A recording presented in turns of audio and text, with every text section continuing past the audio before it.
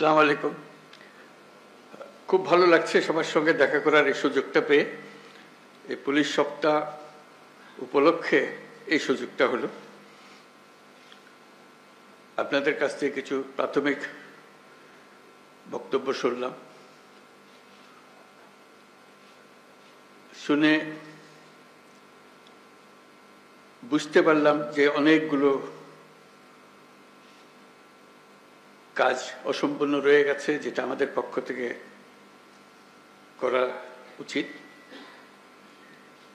এর আগে একবার বসছিলাম আমরা নিজেদের মধ্যে, আমার কাছে খুবই খারাপ লাগছিল যে কিরকম পরিস্থিতিতে আপনাদেরকে কাজ করতে হয়। আমার জানা ছিল না যে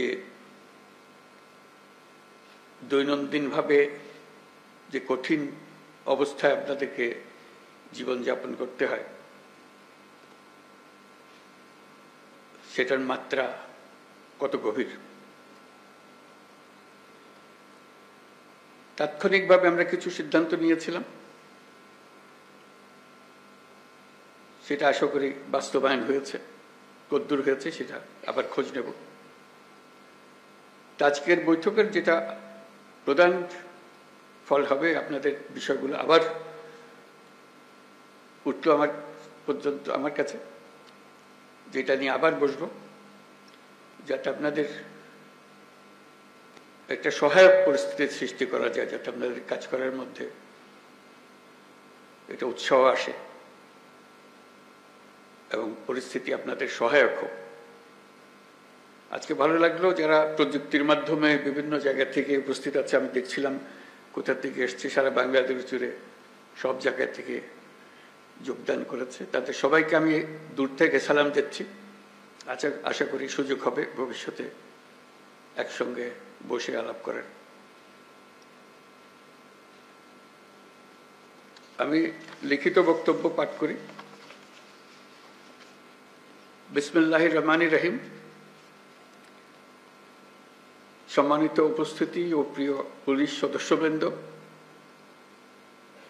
পুলিশ সপ্তাহ 2025 উপলক্ষে বাংলাদেশ পুলিশের সকল সদস্যকে আমি আন্তরিক শুভেচ্ছা ও অভিনন্দন জানাচ্ছি। এই অনুষ্ঠানে আপনাদের মাঝে উপস্থিত হতে পেরে আমি অত্যন্ত আনন্দিত। 71 সালে মহান মুক্তিযুদ্ধের প্রাক্কালে 25শে মার্চ কালো রাতে রাজারবাগ পুলিশ লাইন্সে বাঙালি পুলিশ সদস্যরা সর্বপ্রথম সশস্ত্র প্রতিরোধ গড়ে তোলেন। এই ইতিহাস ভোলার নয়। বাংলাদেশ পুলিশ বাহিনীর গৌরবময় ইতিহাসে এটা মহাগৌরবের অধ্যায়।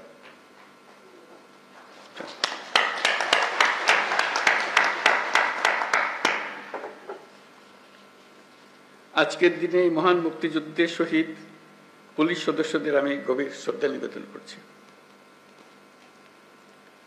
সর্বস্তরের মানুষের অধিকার, মর্যাদা, ন্যায় বিচার প্রতিষ্ঠিত হবে, কোনো বৈষম্য থাকবে না। যুগ যুগ ধরে এটাই ছিল মানুষের মহান আকাঙ্ক্ষা। এই আকাঙ্ক্ষা পূরণে জোর ভূমিকা রাখতে হবে আইন শৃঙ্খলা বাহিনীকে। স্বৈরাচারী শাসনামলের 15 বছরে দেশের পুলিশ বাহিনীকে দলীয় বাহিনীতে পরিণত করায় সমস্ত ব্যবস্থা ধ্বংস হয়ে গিয়েছিল। স্বৈরাচারের অবৈধ অন্যায় আদেশ পালন করতে গিয়ে পুলিশ বাহিনী ব্যাপকভাবে জনরোষের মুখে পড়ে। অনেক সৎ পুলিশ সদস্যদেরও এই জন্য মাশুল দিতে হয়েছে।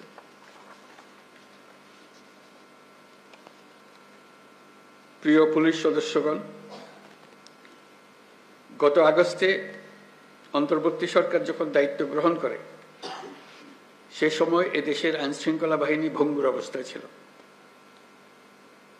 পুলিশের সঙ্গে জনগণের দূরত্ব সৃষ্টি হয়েছিল। সরকার পরিস্থিতির উন্নতির জন্য যা কিছু প্রয়োজন সব রকমের ব্যবস্থা নিয়েছে।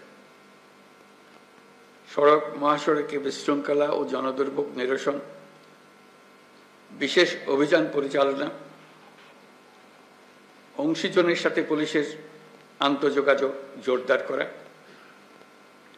পুলিশ সদস্যদের মনোবল বৃদ্ধিতে প্রয়োজনীয় প্রণোদনামূলক ব্যবস্থা নেওয়া হয়েছে। আপনাদের অক্লান্ত পরিশ্রমে শান্তিপূর্ণভাবে দুর্গাপূজা, বিশ্ব ইজতেমা, ঈদ উল ফিতর, বাংলা নববর্ষ সহ বিভিন্ন উৎসব অনুষ্ঠিত হয়েছে। দেশে যতগুলো অপরাধ হচ্ছে সবগুলো ঘটনায় তাৎক্ষণিক ব্যবস্থা নিতে আপনারা সর্বোচ্চ চেষ্টা করে যাচ্ছেন। পুলিশ ও অন্যান্য বাহিনীর সম্মিলিত প্রচেষ্টায় দেশের আইনশৃঙ্খলা পরিস্থিতি এখন অনেকটা নিয়ন্ত্রণে আনা সম্ভব হয়েছে। এই জন্য আমি পুলিশ সহ সকলকে আন্তরিক ধন্যবাদ জানাই। সবাই মিলে আপনার জোরে হাততালি দিন।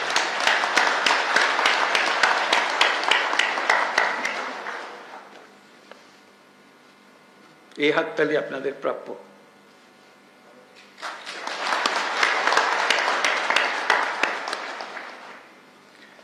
দেশের মানুষ নারীর প্রতি সহিংসতা প্রতিরোধে পুলিশ বাহিনীকে খুব শক্তিশালী ভূমিকায় দেখতে চায়।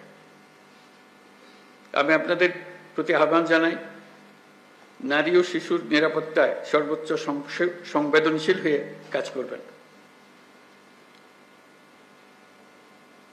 সকল শ্রেণী পেশার নারীরা যেন যে কোনো হয়রানির ঘটনায় পুলিশের হটলাইনে ফোন করে সর্বোচ্চ সাহায্য পায়, সেটি নিশ্চিত করবেন।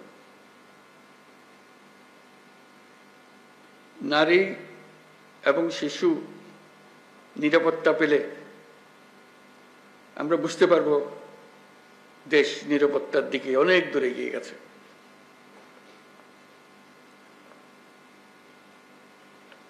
আমরা জানি পুলিশ বাহিনীর সামনে নানা সীমাবদ্ধতা ও চ্যালেঞ্জ রয়েছে। অপ্রতুল জনবল, লজিস্টিক্স, পর্যাপ্ত বাজেট ইত্যাদি। কিন্তু আমাদের সবচেয়ে বড় চ্যালেঞ্জ হলো বিগত 16 বছরে পুলিশ জনগণের মধ্যে যে দূরত্ব সৃষ্টি হয়েছে সেই দূরত্ব কমিয়ে আনা, পুলিশ বাহিনীর প্রতি মানুষের আস্থা ফিরিয়ে আনা। আমি বলবো এটা কঠিন না। একবার সে আন্তরিক পরিবেশ সৃষ্টি হলে এই বন্ধন অটুট থাকবে। আমাদের সমাজ যে একটা সুশৃঙ্খল সমাজ, সেটা প্রমাণিত হবে। আমাদের সবাই মিলে একটা সর্বাত্মক প্রচেষ্টা হবে যেন মানুষ এবং পুলিশের মধ্যে দূরত্ব আমরা গুছিয়ে ফেলতে পারি। মানুষ পুলিশকে দেখলেই তাকে বন্ধু হিসেবে বরণ করে নিতে এগিয়ে আসে। তার প্রতি কোনো বিরূপ মনোভাব যেন মানুষের মনে না থাকে। মাঠ পর্যায় থেকে শুরু করে সকল স্তরে আইন শৃঙ্খলা বাহিনীকে জনগণের বিশ্বাস অর্জনের জন্য কাজ করতে হবে। এই কাজটা আপনাদের কি করতে হবে, আর সরকারের দিক থেকে যা যা প্রয়োজন তা বাস্তবায়ন করা আমাদের দায়িত্ব। আমরা সে দায়িত্ব গ্রহণ করছি। পুলিশের সংস্কারের লক্ষ্যে অন্তর্বর্তীকালীন সরকার উদ্যোগ নিয়েছে। তৃণমূল পর্যায়ে কর্মরত পুলিশ সদস্যদের কল্যাণে কয়েকটি বিষয়ে দ্রুত ব্যবস্থা নেওয়া হয়েছে।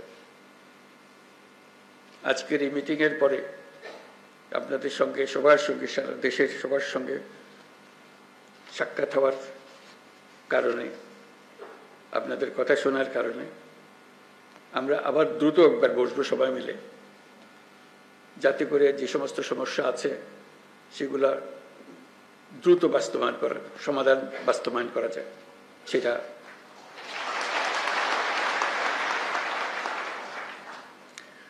আপনারা জানেন, ইতিমধ্যে জাতির উদ্দেশ্যে দিয়ে একাধিক ভাষণে আমি বলেছি, চলতি বছরের ডিসেম্বর থেকে আগামী বছরের জুনের মধ্যে দেশে ত্রয়োদশ সংসদ নির্বাচন অনুষ্ঠিত হবে। সেই নির্বাচন যেন সুষ্ঠু শান্তিপূর্ণ উপায়ে অনুষ্ঠিত হয়, সেজন্য পুলিশ সদস্যদের ভূমিকা খুবই গুরুত্বপূর্ণ। নির্বাচনে সকল প্রতিদ্বন্দ্বী প্রার্থীর প্রতি সমান আচরণ ও ভোটাররা যাতে নির্ভয়ে নির্বিঘ্নে নিজেদের ভোটাধিকার প্রয়োগ করতে পারে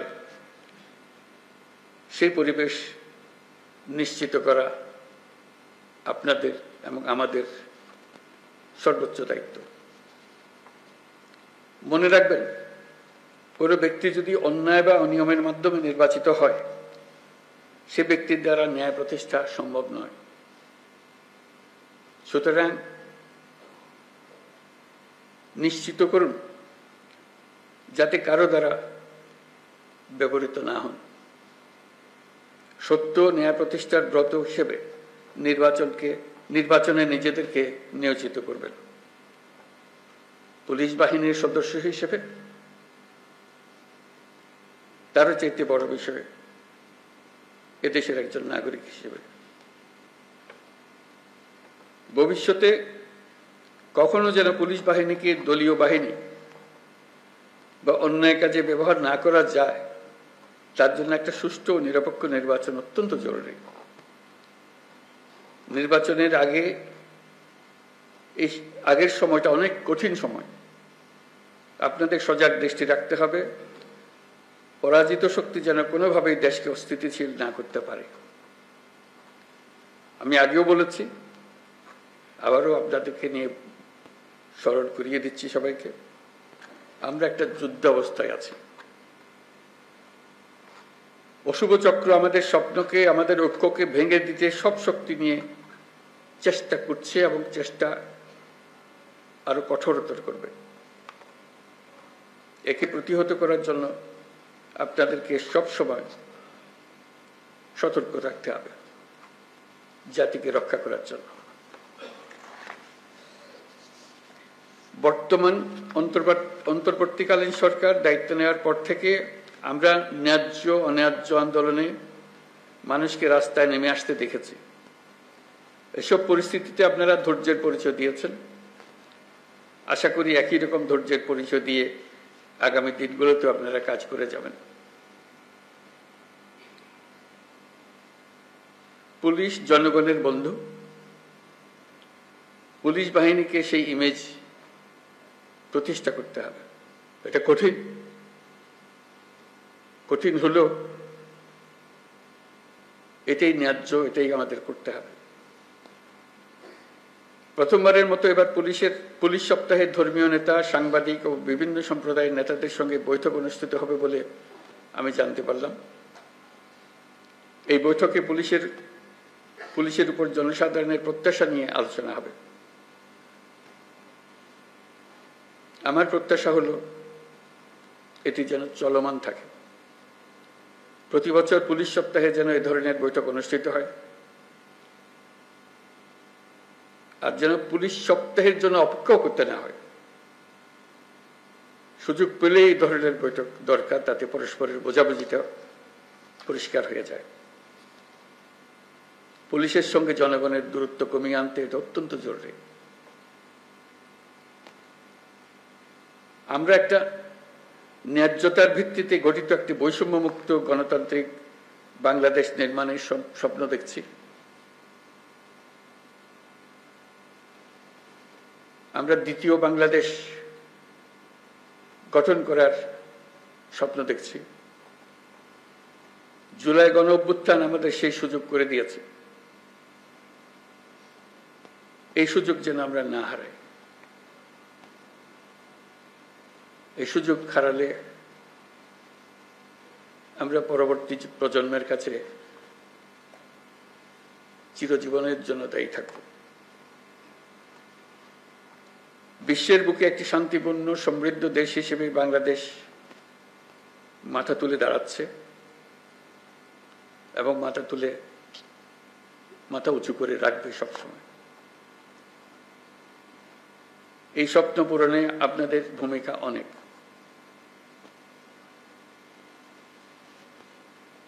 আপনারাই এই স্বপ্ন বাস্তবায়নের মূল শক্তি।